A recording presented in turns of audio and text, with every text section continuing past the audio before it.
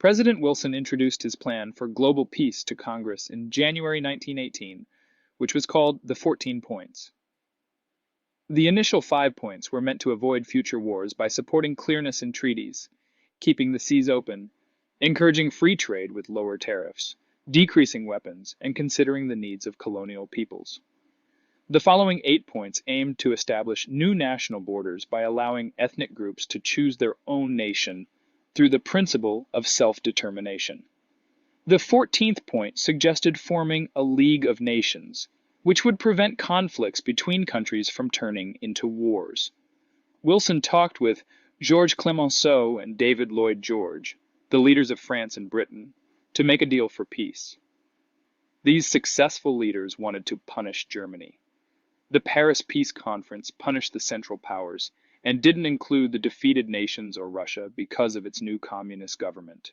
Wilson was hopeful that the conference attendees would agree with his idealistic vision of restoring peace to Europe without punishing Germany too harshly, but he soon realized that the conference's results wouldn't match his objectives.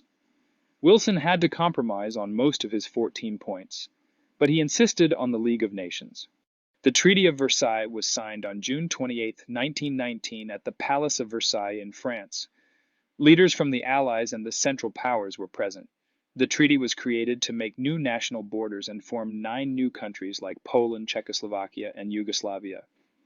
It also meant that other countries had to adjust their borders, and some parts of the Ottoman Empire were split up to create temporary colonies in the Middle East for Great Britain and France. Germany suffered major consequences from the treaty. The army of the country was disarmed, and it had to give back the Alsace-Lorraine region to France.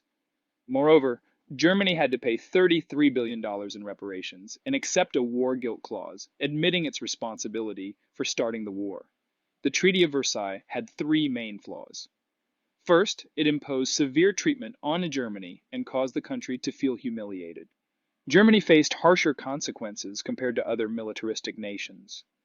Additionally, Germany had difficulty paying the reparations due to the loss of its Pacific colonies, which could have provided resources. Also, even though the Soviet Union was an allied power and had many casualties, it lost more territory than Germany did. This made the Soviet Union determined to get back its territories. The third weakness was related to colonies. The treaty didn't acknowledge the colonies' desire for self-rule. Vietnam wanted political rights, but they were not recognized. When President Wilson came back to the United States, many people strongly disagreed with the treaty. Many groups opposed it because they thought it was too harsh, showed favoritism towards imperialists, and treated certain homelands unfairly. Most of the opposition was focused on the League of Nations, which was the only point from Wilson's 14 points that was included in the treaty.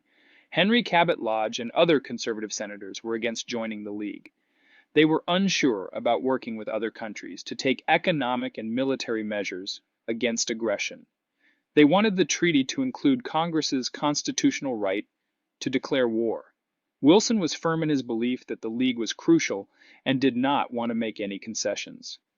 He thought that it would create an opportunity for countries to talk and resolve conflicts which would lead to peace. So he said no to changes suggested by Republican leaders for the Treaty of Versailles. The Senate tried 2 times to approve the treaty, but they were unsuccessful on both occasions. Therefore, the United States did not join the League of Nations. In 1921, Germany signed a separate treaty after Wilson was no longer president. The conclusion of World War I left Americans longing for a return to normalcy, as Warren G. Harding famously stated.